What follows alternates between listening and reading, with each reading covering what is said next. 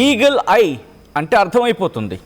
ఎక్కడ ఆకాశంలో ఉన్నా కిందన ఎక్కడ ఏదున్నా గుర్తుపట్టి టార్గెట్ చేసి ఇలా పట్టేయడమే ఈగల్. గ్రద్ద లక్షణం. సాధారణంగా గ్రద్ద అంటూ ఉంటారు, గరుడ అంటూ ఉంటారు, what it may be. But eagle అంటే ఈగల్ ఐ అనగానే అర్థమైపోతుంది అందరికీ.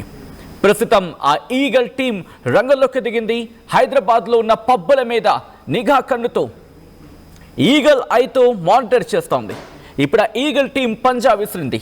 నగరంలోని అన్ని పబ్లలో ఆకస్మిక తనిఖీలు చేపట్టింది. క్వేక్ ఎరీనా పబ్లో భారీగా డ్రగ్స్ని స్వాధీనం చేసుకున్నట్టుగా తెలుస్తోంది. టెస్టుల్లో 8 మందికి డ్రగ్స్ పాజిటివ్ వచ్చినట్టు సమాచారం అందుతోంది.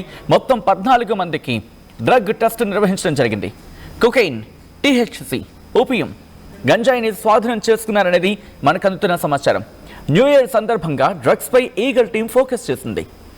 ఎక్కడెక్కడ ఎటువంటి పరిస్థితులు ఉన్నాయి, మాదక ద్రవ్యాలు ఏ స్థాయిలో అక్కడ ఉన్నాయి, అసలు ఉన్నాయా లేదా, వచ్చిన సమాచారాన్ని బేస్ చేసుకున్న సమాచారం ఆధారంగా అక్కడ వెళ్ళడం, తనిఖీలో లేకపోతే ఆపరేషన్ కంటిన్యూ చేయడం.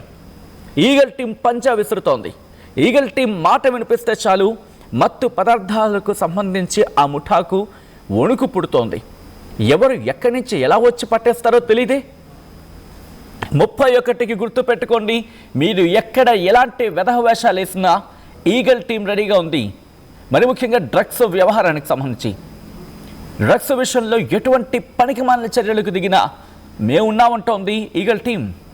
ప్రస్తుతం ఈ అంశం తీవ్ర చర్చాంశంగా మారుతోంది పబ్లలో. ఎందుకంటే సాధారణంగా పబ్ అంటే కాస్త ఆ మ్యూజిక్ పెట్టుకొని కాస్త సరదాగా ఓ 2-3 చిందులు వేయడానికి, లేకపోతే కాస్త సందడిగా గడపడానికి వెళ్ళే సందర్భం గురించి మాత్రమే మాట్లాడుకుంటూ ఉంటారు. కానీ ఇప్పుడు జరుగుతున్న ఈ దారుణాలకు సంబంధించి మాట్లాడుకునే క్రమంలో ఆ విజువల్స్ని మీరు చూడడం జరుగుతోంది. వాళ్ళ ఫేసెస్ని బ్లర్ చేయడం జరిగింది. అక్కడికి వెళ్ళిన తర్వాత వాళ్ళని పట్టుకోవడం జరిగింది. ప్రస్తుతం ఈగల్ టీం తన పంజా విసురుతోంది. ఎక్కడ ఎటువంటి సమాచారం అందినా వెంటనే రంగంలోకి దిగుతోంది. రంగంలోకి దిగి వాళ్ళ భరతం పడుతోంది.